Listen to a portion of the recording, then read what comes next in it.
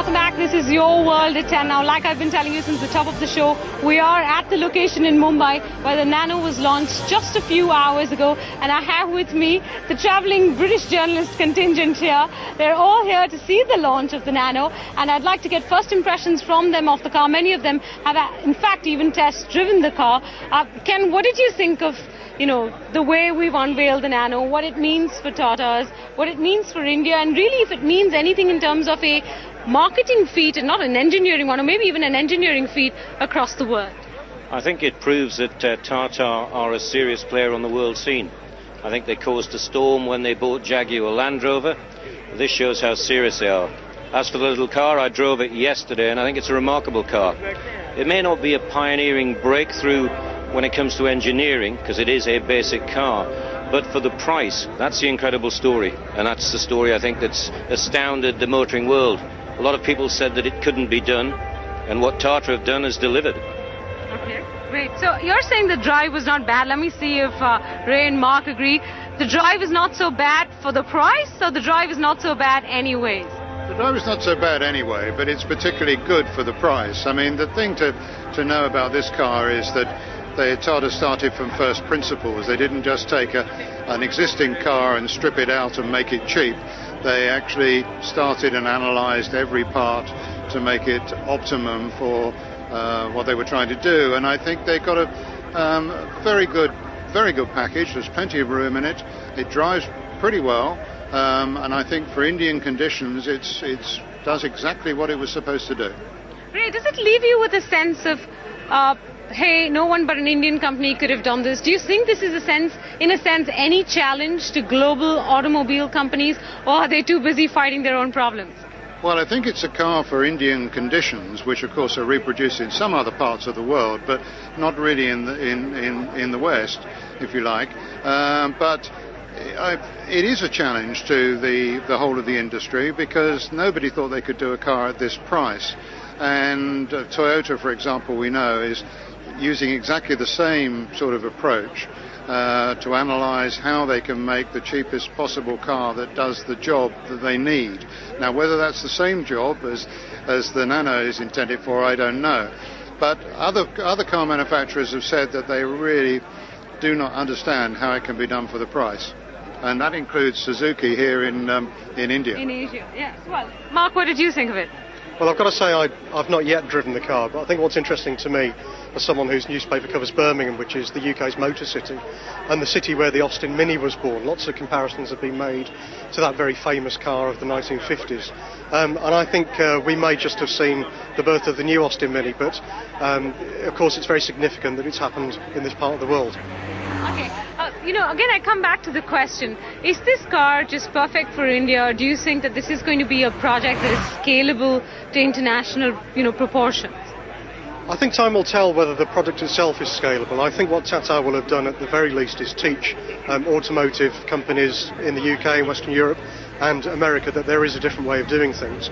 And I think inevitably lessons will be learnt from what Tata have achieved here. But of course, over the next 2 or 3 years, what the long-term legacy is will be shown in how much they can be mimicked by manufacturers across the world. Okay. Samantha, you drove the car as well over the weekend. I think the big question everyone's asking here at the launch is that, with the fact that they have limited production, are Indian consumers really going to be able to get their hands on the car as fast as they want to? And if they don't, would they be willing to wait? That's a question that no one has any answers to, do they? The answer to that question would be yes, perhaps. Many of them would wait. One, mainly because of the wow factor that this car will have.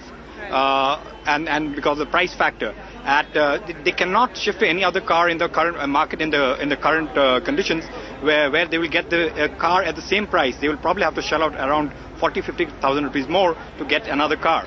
So unless Maruti slashes prices drastically, I don't see too many cancellations happening, but nonetheless you will see a significant amount of cancellations like we have seen in earlier big launches, like be it the Tata Indica or the Fiat Uno. Okay, I guess the million-dollar question is also really how many people will be willing to wait for the next 2 or 3 years till they get their cars, because there's only a limited number available right now. What would you have liked to see, Ken, that you didn't get to see in the Nano? Basically, I don't think I was disappointed with anything I saw. The car is the ideal car for the Indian market, in my view. It's delivered everything it said. The question you were asking about, could it go further afield?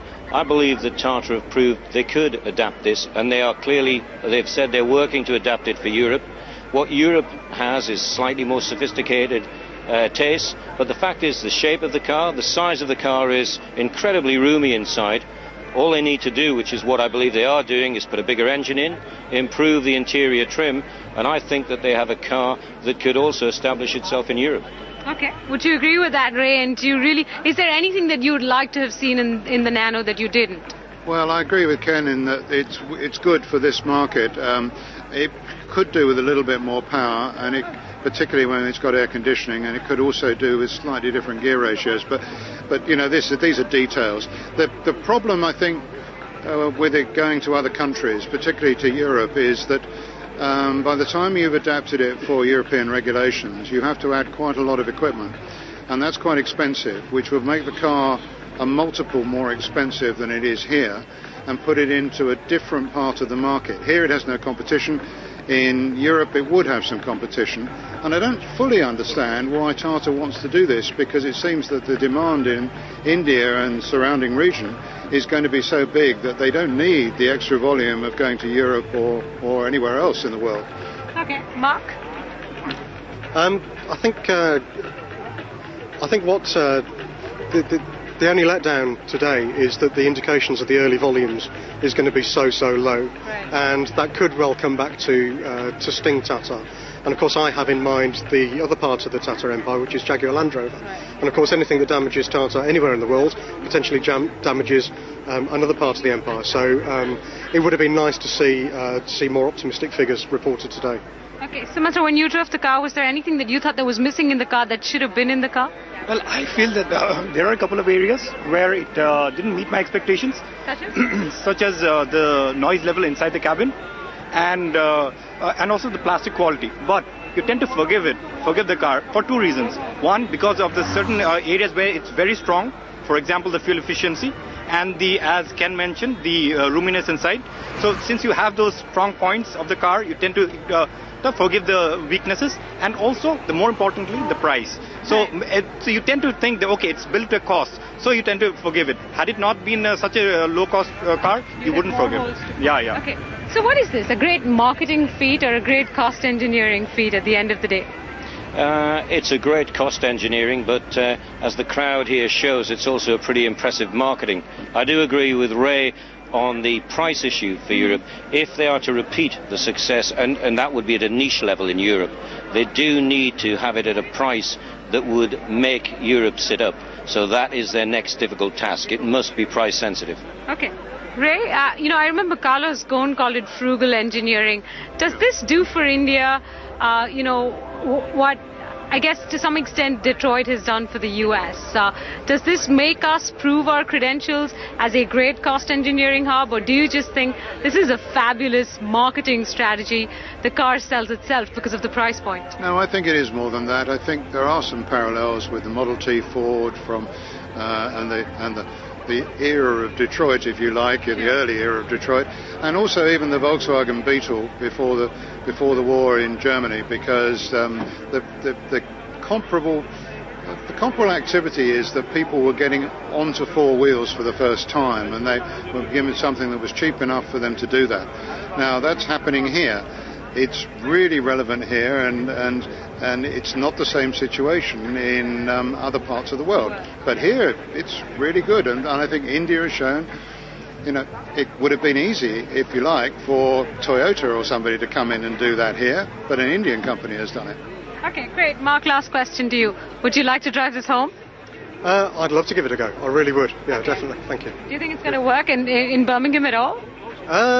It'll come under some European competition, as the chaps have said, but I can definitely see a market. When we talk about timing, we're in a global recession. People all over the world are counting their pennies. When someone comes along and offers a brand new car at a very, very low price point, they're going to get attention. All right. Thanks very much, gentlemen. Thank you, Sumatra. I guess before they even get to Europe, they need to fill demand here in India, and that is going to be the biggest challenge facing the Tata as well.